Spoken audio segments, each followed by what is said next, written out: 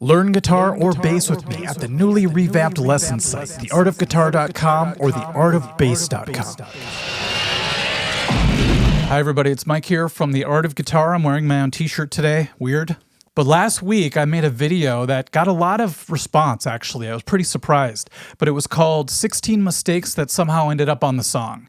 And a lot of people had other suggestions in the comment section. And I thought, you know, instead of just making a giant second video, what I would do is I'd break it up into 2 more parts. So this is going to be a 3-volume set when all is said and done. So make sure you check out the first one. I'll put the link below the video here so you can check it out and catch up. And by the way, thank you to anyone who went to the comment section and added their own suggestion. You've contributed to this video. There's something really interesting about these little anomalies that happen. I don't always want to call them mistakes. I just had to title this series something. But as far as mistakes or anomalies, I really like how it kind of gives the song its own personality.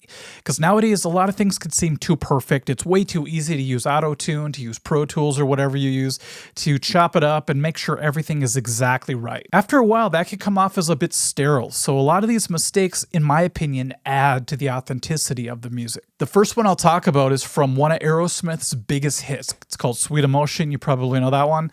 Well, in the intro, there's that really sweet bass line that it's known for, but there's also all these weird sounds happening.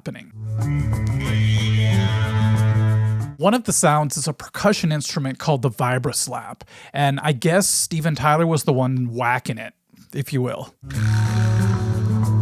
I've played one before, and you really do have to smack that thing, so I could see why it actually ended up breaking during the recording. After a few tries, Steven Tyler hits it, and you could hear a weird sound. So he was hitting that thing with so much vigor, I guess, and it just fell apart. I think at the beginning where you hear the shaker sound, it's actually Steven Tyler using sugar packets. At least that's what I read. In the first video, I talked about the drummer for the Kingsmen dropping the F-bomb while recording Louie Louie. I guess the song was pretty much recorded live.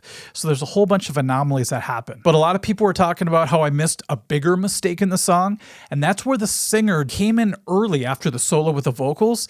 He stops himself. Maybe he got like an evil side eye by somebody. And then he comes back in at the right time. Check this out.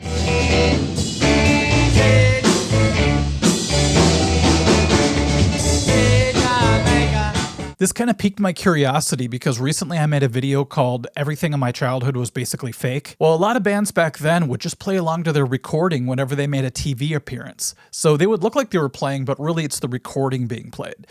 So I wondered if the band was going to actually reenact this mistake, but unfortunately when it came to that part of the song, they cut to the audience dancing.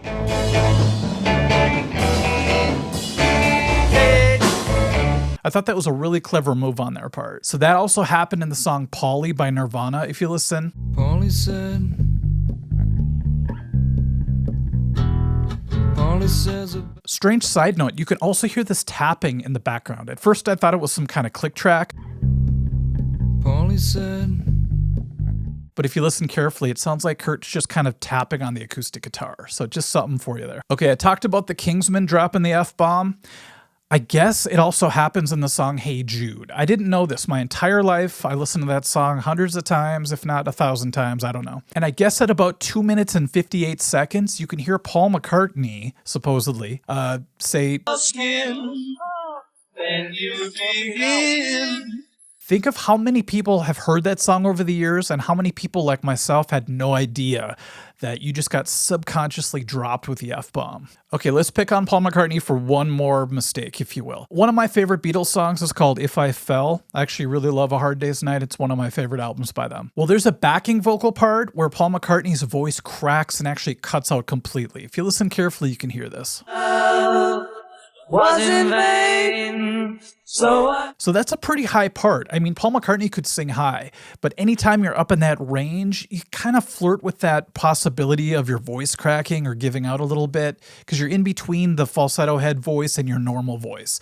So it's kind of that danger zone, you know. Another band that has a lot of interesting studio anomalies or mistakes, if you will, is Led Zeppelin. In the song Black Dog, this was actually brought to my attention by the singer of my old metal band. We were listening to it one day and he's like, I swear I keep hearing clicks somewhere during the verse.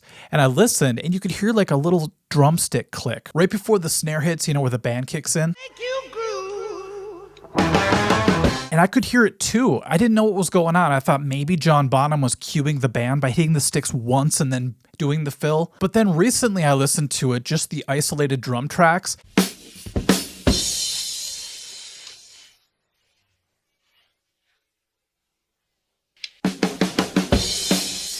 So John Bonham would hit the crashes, and then they would wait a little bit, and then he'd start the stick click, and they would mute the recording at that point, and then try to let off of muting right as they came in, but sometimes you would still hear a little bit of the last stick. That's just my theory. If you have any other knowledge about this, let me know. I would love to learn more, but I think that's what's happening here. There's a Billy Joel song called You're Only Human, and there was this really cool serendipitous mistake, I believe, in the song, and that's where Billy Joel, I think it's in one of the verses, he hesitates, and then he tries to cram all the lyrics in, and it sounds really stilted, and then he just laughs because he kind of blew it, It's alright, sometimes that's all it takes.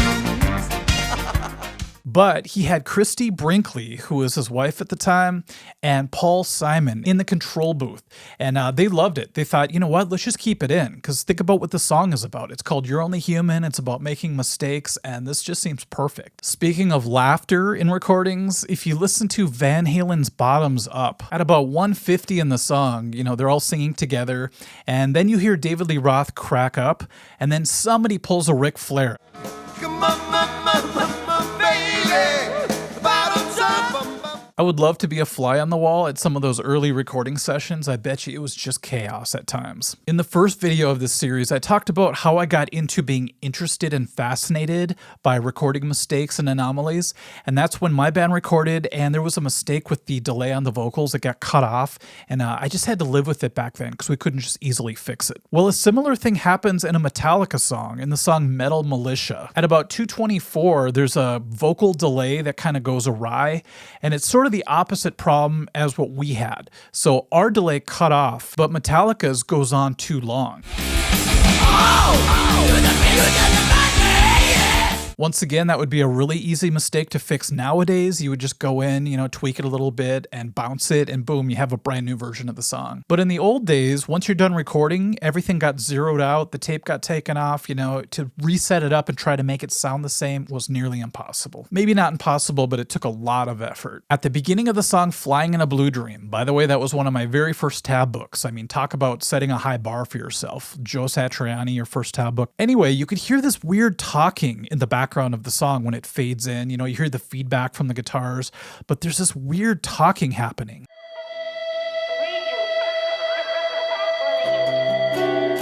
And when I first heard it, I didn't think twice about it because I knew Surfing with the Alien, which came out before Flying in a Blue Dream, had that same similar type of thing. But I guess what happened was in the studio, Joe's amp was picking up some frequencies from a local radio station or a TV station, and the producer, what was his name? John Cunaberti, I think.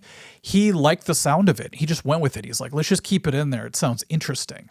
And what's great about this, and what's great about a lot of these mistakes or anomalies, is that it's hard to imagine the song without these things now. I'm trying to picture the song right now without it, with just feedback coming in, and it just doesn't feel the same. There's an old saying in jiu-jitsu that goes, you swam and swam and swam, but you drowned on the beach, which means, you worked your butt off, you got all the way towards the end, and then you just blew it. That's kind of what happened at the end of the song Angel of Death by Slayer. Now, I'm not saying they blew it because it's a killer song and it's awesome, but if you listen to the end of the tune, you could hear that the instruments don't end on the correct notes together.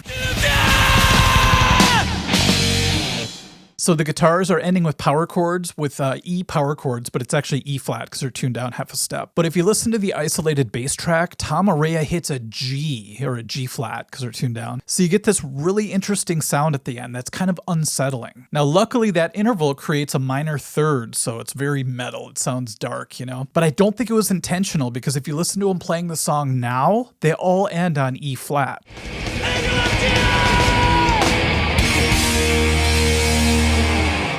Now, before I talk about the very last one, which is actually my favorite one, I'm going to mention 3 quick honorable mentions. And these are mistakes or anomalies that might actually not be mistakes. They may have been intentional, but sometimes there's a little bit of a gray area, and I'm just going to mention them because they're kind of interesting to me. The first one is in the song Somebody to Shove by Soul Asylum.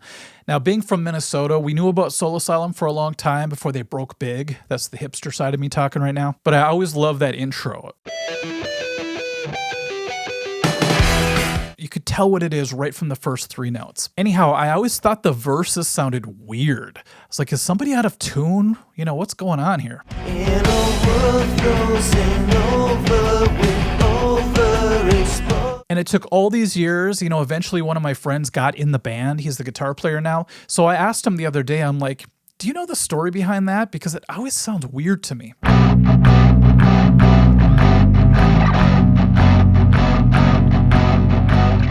Well, my friend said that Dave Perner actually heard that sound in his head, and so that's what they laid down in the studio. Ryan also said that a lot of bass players who try to play that part get kind of confused because it just doesn't feel right to hit a B while the guitars are in C. In Metallica's Fade to Black, at the very end when James says, "Now I will just say goodbye," there's in the background a long goodbye happening, just like he does live. But it sounds more echoey, like it's a reverb in the background, like an echo of some kind too.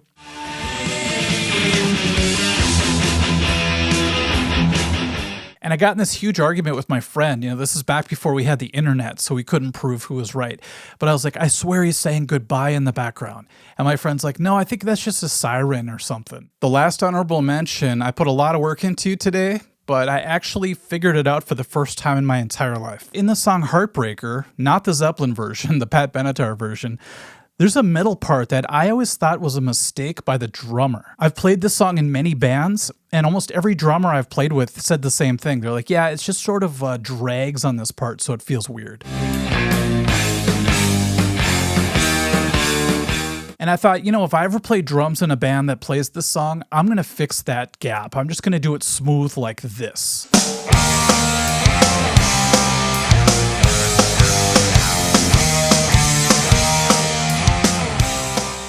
So I thought I had it all figured out, and then I did a deeper dive today, more research, and I realized that I've been counting it wrong my entire life. All it took was combing through some Pat Benatar live footage throughout the years, and I heard some different drummers play it different ways, but as soon as I heard it played with an extra snare hit, it all clicked for me.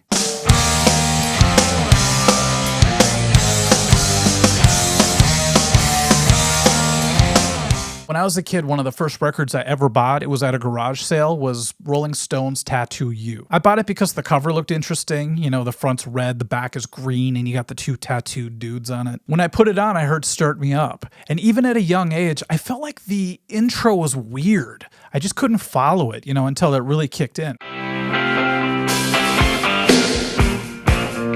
Well, over the years, a lot of people have speculated that Charlie Watts actually came in wrong in the studio. So he just sort of does what a lot of great drummers can do. And that's just sort of, you know, change it up on the fly and eventually you land on the beat. And I wonder if the whole song is like, oh boy, that intro was really bad. And then at the end, they listened back and it was like, that's actually kind of interesting. I like that. But for fun, since I have the technological ability nowadays, I thought what I would do is I would take the isolated drum track, fix it, if you will, and then put it back into the song to see what it would have sounded like if Charlie Watts would have come in at the right time. I'm only speculating, but here's what I came up with.